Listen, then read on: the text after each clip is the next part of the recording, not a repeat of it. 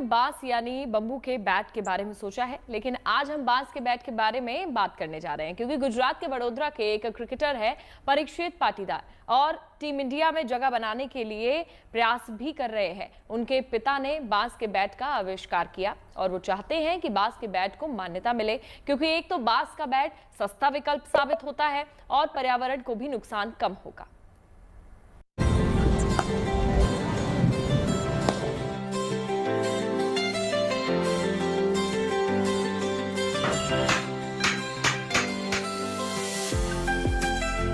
दुनिया इन्हें भले ही वडोदरा के क्रिकेटर परीक्षित पाटीदार के पिता के नाम से जानती हो, लेकिन ये भी बेटे से कम नहीं है।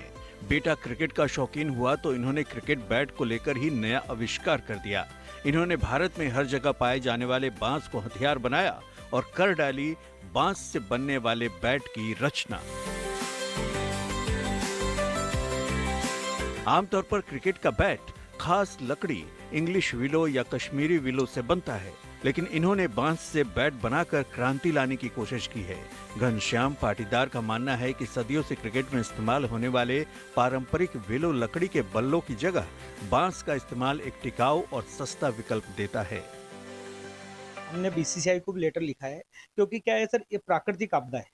ये अगर अपन ने जंगल ही काट दिए तो आप क्या करोगे। और मैं तो आपके माध्यम से बोलना चाहूँ, आज नहीं तो 25-50 साल बाद आपको इस बाम्बू बैट को अप्रूवल देना पड़ेगा, क्योंकि बाम्बू के अलावा वो कश्मीरी विलो और इंग्लिश विलो की लकड़ी जो है उसको अगर कोई स्विच ऑफ कर सकता है, उसको उसकी जगह कोई ले सकता है तो बाम्बू। घनश्याम पाटीदार ने बांस से बने बल्ले के लिए पेटेंट एप्लीकेशन भी फाइल किया है। पाटीदार का दावा है कि अगर इसे भारतीय क्रिकेट कंट्रोल बोर्ड से ऑफिशियल मंजूरी मिल जाती है तो इससे लगने वाले छक्के विलो बल्लों से कहीं ज्यादा दूर जा सकते हैं। उनका कहना है कि इस खासियत की वजह से बांस का बल्ला गेम चेंजर साबित हो सकता है, खासकर बल्लों के दबदबे वाले T20 क्रिकेट फॉर्मेट में। और ये बैम्बू का बैट टिकाऊ भी साबित हो चुका है।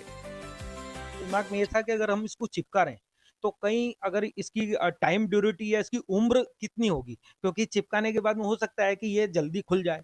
तो एक चैलेंज था, इसके लिए हम उसको मार्केट में अभी लेके नहीं आए, मतलब इतना जल्दी, क्योंकि ये तो साल भर पहले, 1.5 साल पहले बैट बन गया था।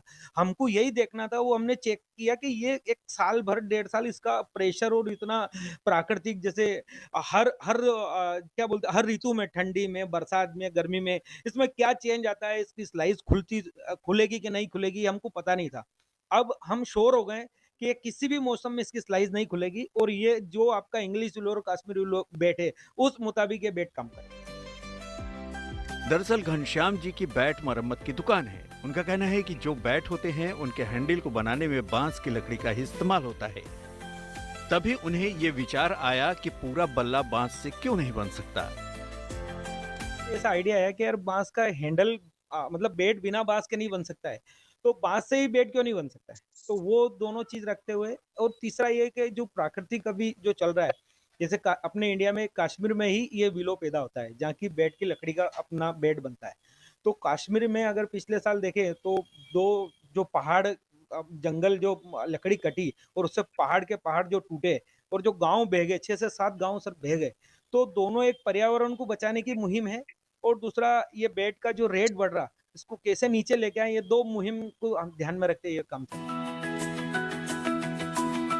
बांस के बल्ले की उपयोगिता और मजबूती को परखने के लिए घनश्याम पाटीदार के बेटे क्रिकेटर परीक्षित पाटीदार पिछले 6 महीने से नेट प्रैक्टिस के दौरान इस बल्ले का इस्तेमाल कर रहे हैं।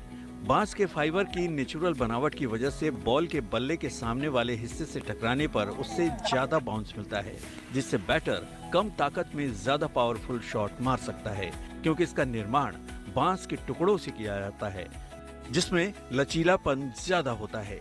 बांस के बल्ले को क्रिकेट जगत से अगर अप्रूवल मिलता है तो क्रिकेट जैसे महंगे खेल में वैसे होनहारों की भी एंट्री हो सकती है जिनके पास संसाधनों की कमी है, क्योंकि बांस का बल्ला किफायती तो है ही, साथ ही आसानी से उपलब्ध होने वाला भी है।